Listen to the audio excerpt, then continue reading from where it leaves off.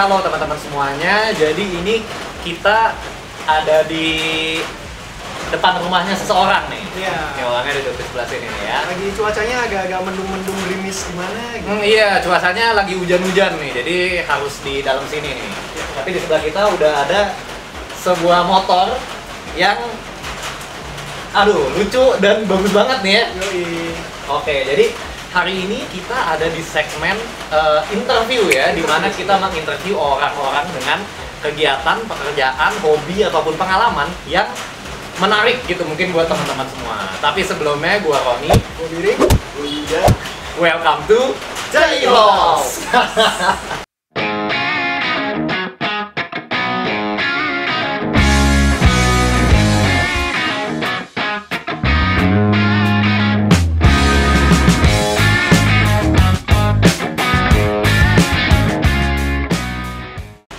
ini pertama kali cerita dikit dong, Ron. Lu gimana nih bisa tahu tentang keberadaan si kendaraan roda 2 yang sangat vintage ini nih, Ron? Oke.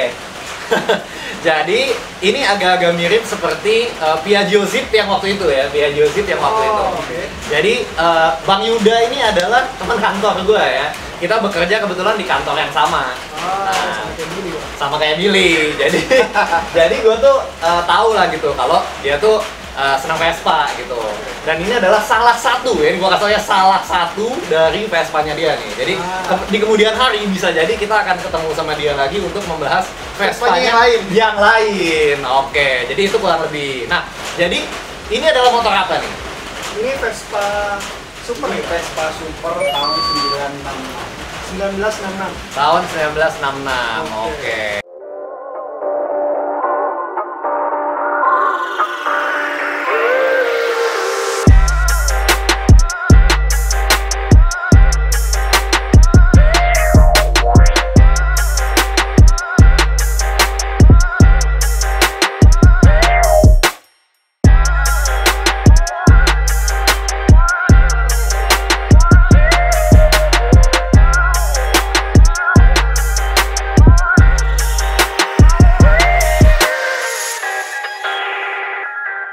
Dari sekian banyak benda-benda vintage yang bisa dikoleksi nih, Yud, kenapa lu milih Vespa gitu?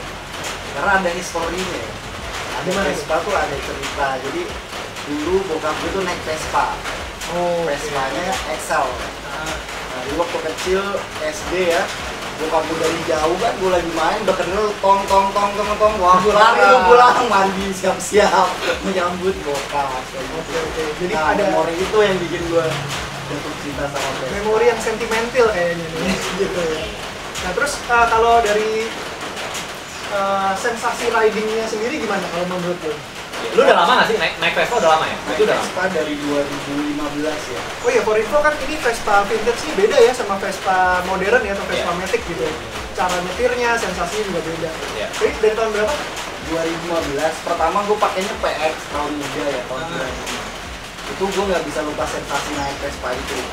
Jadi dari motor Jepangan ke Vespa itu rasanya apa ya, kayak ngelayang gitu loh, kacir gitu, luantak lah ya. Ini loh yang banyak dibilang sama Iya. teman-teman gue yang pada main Vespa tuh, wah lu naik dulu baru ngomong gitu. Nah, Oh, itu dia, oke, coba oke. dulu. Karena kan baru riding koneksi. positionnya gitu segala Iya. tuh yang bikin orang nggak begitu. Kalau gue pribadi sejauh ini ya, gue lebih sering naik Vespa modern. Naik Vespa yang kayak gini, paling gue sekali atau 2 kali. Dan yang gue ingat ya, cuman miring.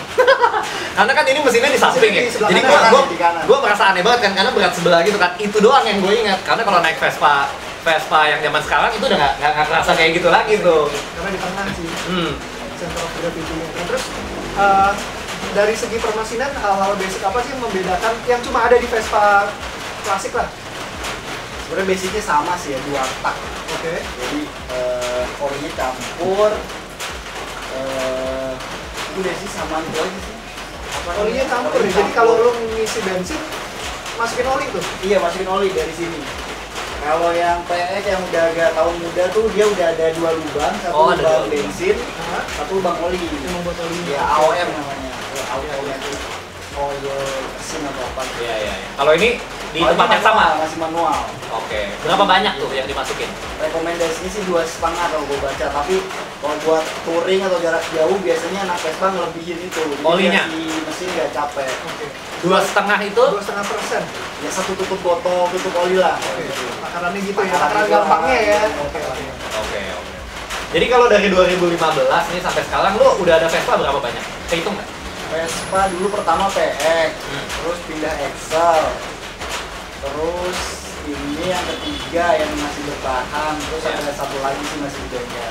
Masih di bengkel ya. Apa tuh yang masih di bengkel? Iya. Nanti lah, surprise. Teaser, teaser. Oke. Kenapa akhirnya lu ini lumayan lama nih ada sama lu nih? Yang bikin jatuh cinta banget sama Bokap lu dulu naiknya ini, persis Ya, ini? naiknya Excel. Oh, naiknya Excel. Berarti bukan yang dinaikin bokap lu kan ini kan? Nah, kenapa tuh kira-kira? Kenapa lama? Karena ini gue pakai harian ya, for your info ya. Jadi pas gue kantor di Sudirman, gue naik ini ke stasiun Tanjung Barat atau enggak ya. Misalnya gue naik ini.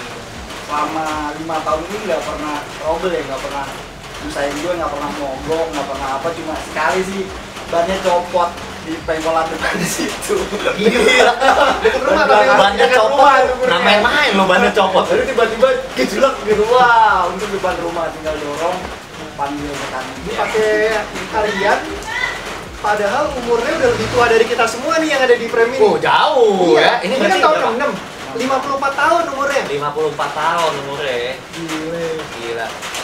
Tapi lu jadi lu dapat unit ini berarti tahun berapa ya? Tahun 2015. 2015 lu udah langsung punya ini ya. Iya. Oke, dan itu tuh berarti yang lu lakukan adalah restorasi atau gimana tuh? Pertama gue sih karena gue 2015 itu tadinya gue pengen main motor custom nih ceritanya tuh. Iya, motor custom. Apa sih Scorpio? Oh, Scorpio dibikin apa? Iya, Tracker itu gitu ya. Baru ya. Gitu kan Ya. ya. Pengaruhnya zaman itu ya Alex Susanto dan lain-lain. Ali Susanto ya dan kawan-kawan. Oke. Pas gue ngecek di pasar minggu, ternyata yang punya tuh punya Vespa ini. Yang punya bengkel ya? Bukan yang punya Yang punya Scorpio showroom itu ya? tadinya. Oh. Gua mau beli. Oh, lu mau ngantar Scorpio-nya Iya. buat di custom. Iya, buat di custom. Terus ngeliat ini. Ya, terus tiba-tiba kayak ingat, oh iya dulu gua mau naik Vespa, terus gue cobain kok sensasinya enak ya udah kira gue beli malah yang ini Scorpio yang nggak jadi. Scorpio-nya nggak jadi. Ya. Oke. Cerita-cerita kayak gini sih yang kadang-kadang bikin merinding sih. Maksudnya mau nyari apa ketemu ini terus Itu jodoh. Iya, benar. Iya. Benar. Jadi lu sejauh ini apa saja yang udah lu lakukan nih ke dia nih? Mungkin restorasi apa aja, apa yang udah lu benerin segala macam. Ya tadinya ini kan emang gue belinya masih belum tahu tentang Vespa lah tadi cerita kan. Nah, Catnya sih cuma bookkeeping aja, jadi kayak Vespa di booking catnya bagus tapi ada karat-karat gitu. nah itu dia yang harus hati-hati kalau beli Vespa. Waktu itu gue nggak tahu ternyata ya banyak karatnya lah. Ternyata setelah gue Kerok semua gitu. kerok semua banyak Ketahuan ya. Akhirnya gue putusin buat restorasi. Gue ganti ini decknya tuh udah karat semua karena udah 50 tahun lebih ya. Iya. Ini gue ganti decknya, terus kalau engine sih paling ganti kampas kopling aja sih, nggak banyak masalah. Jadi hokinya dapat engine-nya nggak bermasalah ya? Iya, engine paling cuma ya body pun sebenarnya oke karena cuma ininya doang, decknya doang sih yang bermasalah. Sama waktu itu perintilannya semuanya tuh lokal. Gue kan nggak tahu waktu itu coba, oh bagus nih cakep, Iya. dipakai cakep, enak ya. Taunya setelah belajar lebih banyak tentang Vespa, ya ternyata lokal. Akhirnya dari situ gue mulai nyicil aja lampu gue beli copotan. Tapi karena dipakai harian itu nggak gue pasang ya, jadi gue taruh aja, gue trauma dicuri. Oh, lu pernah ke colongan? Pernah di parkiran. Oh, Jadi kayak lampu ini kan gampang banget nih diambilnya nih. Iya. Lampu, Iya, tinggal pakai emblem, obeng doang. Iya. Kan harganya lumayan lah buat gue sih. oh iya. Jadi sebenarnya ini sekarang kondisinya lu masih pakai barang-barang lokal nih ya? Masih pakai lokal yang bawaannya pas gue beli. Tapi Bawaannya lo beli, Lo beli tapi- juga orinya. Orinya gue simpen. Tapi Nah, bakal apa tuh? Cuman disimpan doang? Nextnya sih 3 tahun lagi gue mau cat lagi sih, mau go back to ori. Jadi ada beberapa part yang harus gue pesen dari Itali, jadi biar lebih total lah gitu ya. Oh, jadi habis ini lu mungkin project berikutnya tuh badannya lu mau lebih rapihin lagi, mungkin warnanya lebih akurat lagi ya ke, ke aslinya, sama lu mau pasangin semua part yang originalnya yang sekarang lu udah timbun ya partnya. Oke. Jadi Dengar-dengar pernah ditawar sama orang Itali? Iya, pernah sama orang ke Dubes ya, sebulan 2 minggu lalu kalau nggak salah. Oke. Ditawar mau dibawa ke Itali, sekarang lihat partnya banyak orinya, bodinya masih bagus, mesinnya masih oke, dia mau. Tapi tiba-tiba gue galau. Pasti. Mau diangkat ke Itali soalnya ya? Galau, iya. Takut kangen. Karena nggak ada barunya lagi kan, Iya. kalau punya duit nggak bisa beli barunya lagi. Iya. Dan ini adalah Vespa yang mengajari lu bermain Vespa ya sebenarnya Iya. ya kan. Oke. Banyak historinya. Ini udah ngomongin apa namanya ngangkat nih ya. Jadi lu dulu berapa duit nih? Awal. Awal gue ngangkat 9. 9 juta ya. Tahun 2015 tuh ya. Termasuk mahal sih waktu itu, karena gue nggak tahu ya waktu itu. Oh. Termasuk mahal karena Super ini kalau diibaratkan motor Jepang tuh Vario kali ya. Jadi di zamannya itu 65 itu kan PBB itu yang indok yang bulat. Nah, terus masuk ke agak modern, ini Supernya agak modern. Nah, ini tuh yang most sellingnya lah. Jadi Best seller gitu ya. best seller lah. Paling banyak di jalan tuh Super sebelum motor Jepang masuk. Nah, jadi hitungannya sih sebenarnya Super ini nggak tahu kenapa ya, meskipun ini pecoret, ini emblemnya pecoret, ini masuknya masih murah sih. Kalau saudara-saudaranya yang tahun 66 itu udah harganya udah di atas 35-40 lah, kayak Spring F atau enggak Primavera itu udah nggak masuk akal dia. Ya. Itu gue ngeliat 9 juta dulu. 9 juta 2015 kan. Habis itu sampai sekarang lu sudah habiskan berapa tuh kurang lebih untuk restorasi ya, dan untuk lu beli part-part asli yang memang mungkin belum semua lu beli kan ya, belum semua kan. Nah, tapi kurang lebih lu udah menghabiskan berapa tuh? Berapa ya? Kalau ngikutin pajak, ini pajaknya mati 11 tahun. Oh, pajak mati 11 ya. Maksudnya tipikal Vespa lah ya, Vespa kan tahun biasa gitu lah. Ya. 2,5. Terus ngecatnya sih di bengkel temen ya, jadi 2,5 juga sih. Terus kalau part-part orinya Kurang itu lebih? kurang lebih udah habis 8 lah. 8 ya, berarti 8 tambah 5 mungkin 13 juta gitu lah ya. 13 juta ditambah 9 juta 22. Nah, kemarin kurang lebih mau diangkat di harga berapa tuh sama yang orang Itali itu, mau dibawa ke Itali? 35 kan? Gitu ya. Selalu memang barang-barang yang bisa jadi apa ya, collectible item kayak gini nih harganya bisa ini naik terus. Iya, Iya. nggak nyangka sih, nggak nyangka karena mungkin karena lagi lama ya di YouTube. Ya, karena banyak digoreng-goreng juga lah ya.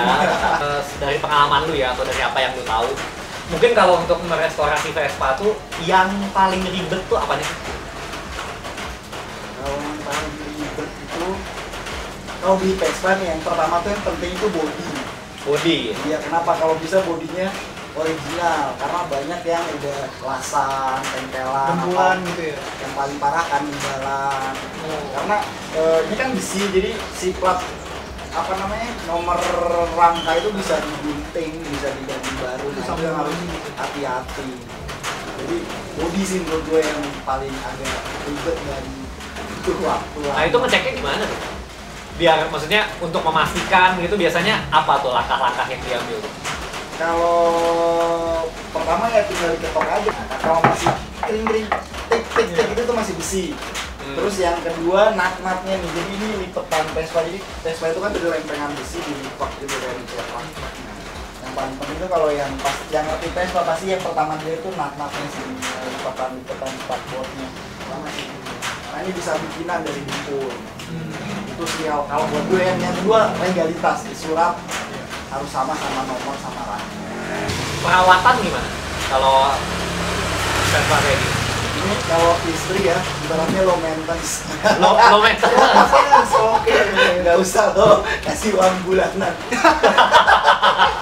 Wow. Jadi perawatannya ganti oli itu bisa 6 bulan sekali, atau setahun sekali pun nggak terlalu masalah. Yang penting itu takaran bensin. Oli sama bensin yang tadi itu ya? Itu ya. Oke. Kalau bisa dibanyakin sih. Kalau bodi ya standar lah. Motor-motor habis hujan dicuci gitu.